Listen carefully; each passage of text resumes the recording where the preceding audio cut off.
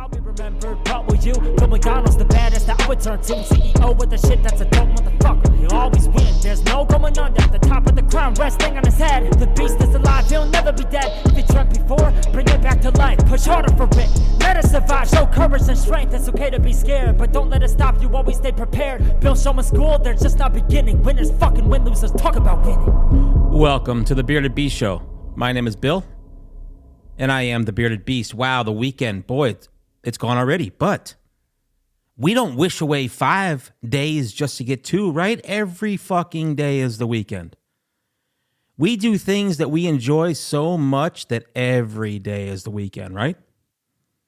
I just got done firing up my Porsche, listening to that engine rumble, and I'm pretty fired up. So let's talk about ways to manage your time. If you feel like you live for 2 days, you wish away 5, that's pretty sad. You feel like, oh, I lived for the weekend, felt like it was just Friday night, now it's time to go back to work. Don't live like that. There are so many ways to structure and organize your time, so much that I feel it can confuse people on what they should do. Then they fall into the same bad habits when it comes to managing time, which leads them to consistently complain about how they have no time. How many people do you hear, I have no time. I have no time to work out. I have no time to do this. I have no time to build a business, right? While the other people out there who get their shit done still have free time. So how is that?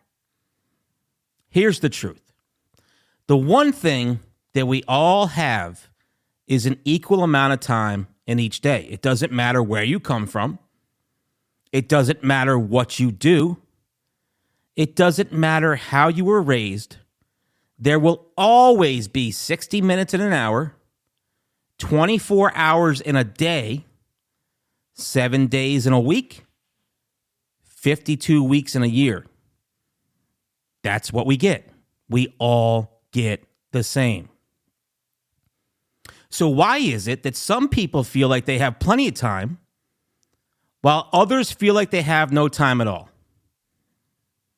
It's not that one person is any less busier than the other. They just don't know how to manage their time effectively. So managing your time in an effective way. People come to me and ask me all the time, how do you have time to accomplish everything you do? Look, I get it. When we have 1,000 things coming at us at once, it can be hard to decide what the priority is and how to handle it.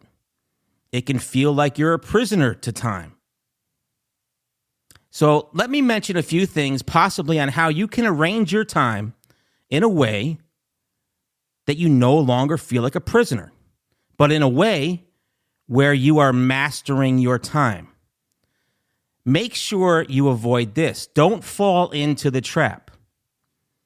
People with no concept of how to control time that is available to them fall into the same trap. They wake up, they go to work, they go home, they play with their kids for a couple hours, they lay on the couch and watch TV, only to complain how they have no time.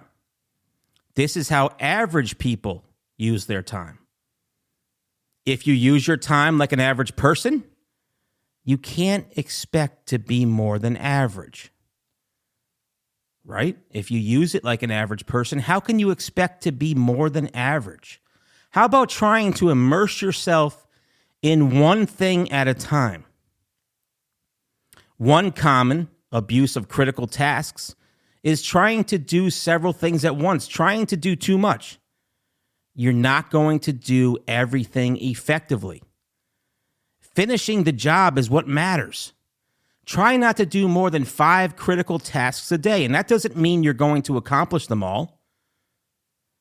But 5 is plenty to attempt when you're talking about 365 days in a year. You have no idea how much progress you can make in that amount of time. Here's the truth. If you try to do 20 things, you'll likely end up doing 0 of them.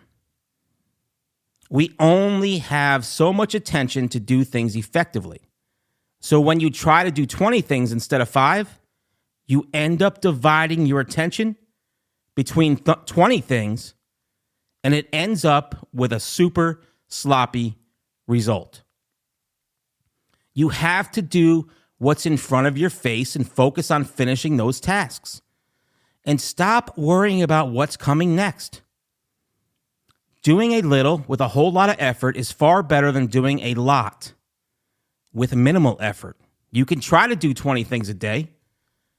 For the first 3 days, you'll probably get a lot done. But by day 4, you're going to be burned out already because you're not able to get everything done. Remember that your actions are cumulative, a cumulative effort over time. Doing 5 things a day is designed to build your confidence in a very effective way. If you can get 3 out of the 5 done, you've won the day. If you win more days than you lost during the week, you win the week. If you win more weeks than you lost, you win the month. So by winning the day as often as you can, you get to see your wins. But if you're doing 20 things and only winning 1 to 2 days out of a month or out of a week, that's not progress. You're not going to feel confident or effective with your actions. How about minimize your transition times? When you move from one task to the next, there's going to be transition time. That's just the way it is. There's no way around it. But if you want to make the most of your time, you have to do whatever you can to minimize this time. You need to minimize your wasted time. Here is an example. If you're driving across town to meet someone, take the quickest route. And think about what you could do in the car to knock out some other responsibilities. Do you have some calls you can make? Can you listen to a self-development podcast such as the Beer to Be Show? Use your time effectively. Minimize wasted time. When you have a meeting scheduled and it's supposed to be an hour, don't let it drag out for 3 fucking hours. You don't need to be a jerk or be short with people. You just have to set realistic guidelines and standards of what needs to happen, when it needs to happen, and in the correct amount of time it needs to happen. It's just effective. It's a way to stay organized, a way to stay on track, and a way to teach others this very, very valuable lesson, respecting your time, just as much as you respect theirs.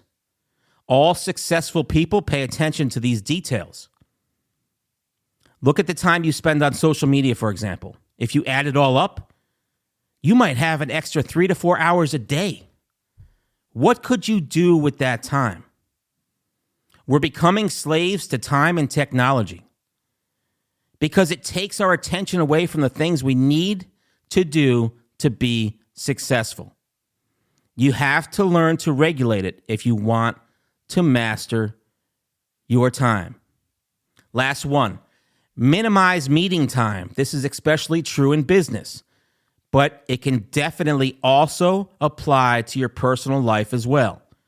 You have to minimize the amount of time you're meeting and talking with other people. To be honest, a lot of meetings are completely unnecessary. Most of the time, the problem can be resolved with a simple email, a phone call, or even some back and forth text messages. It's really that easy. It will unlock a lot of extra time for you at the end of the day. Now, I'm not saying all meetings are a waste of time, but pay attention to what's being accomplished during these meetings. If the meeting isn't helping things moving forward, restructure the meeting or eliminate it all together. I'll be remembered, but will you? Bill McDonald's the baddest that I would turn to. CEO with the shit that's a dope motherfucker. He'll always win, there's no going under. The top of the crown resting on his head. The beast is alive, he'll never be dead. If he dreamt before, bring it back to life. Push harder for it, let us survive. Show courage and strength, it's okay to be scared, but don't let it stop you, always stay prepared. Bill Showman school, they're just not beginning. Winners fucking win, losers talk about winning.